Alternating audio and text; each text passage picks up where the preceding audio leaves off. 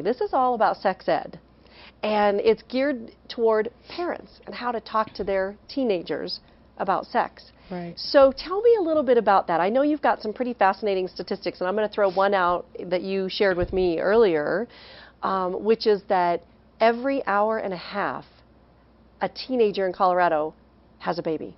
Right. That really shocked me. Every hour and a half, a teenager in Colorado has a baby. That is shocking to me. That seems like a pretty high percentage. It does seem like a very high number, and in such a in an hour and a half, here's another one. Yeah.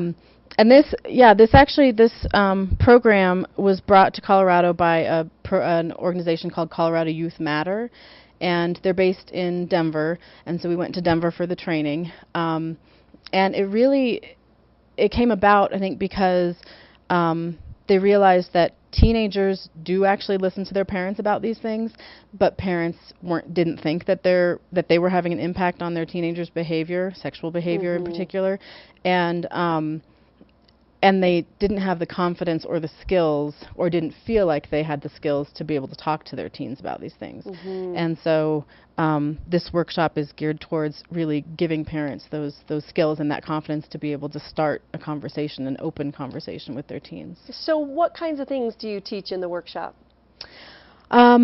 What's give me is there a one-liner that parents can open the discussion with, or? Well, actually, there isn't, because what we focus on is teachable moments. Okay. So you're watching a movie with your teens, and there's a scene where somebody's being pressured into having sex, or there's a party scene and people are getting drunk and kind of acting irresponsibly. And so those types of things are what they talk about. This is the perfect time to start that kind of a conversation with your teen, and maybe not make it into this huge big deal where you go into their room and broach the subject from nothing. Right. Or maybe nothing makes a teenager more uncomfortable than having mom come in and sit down on the bed and go, so let's talk about sex. Exactly.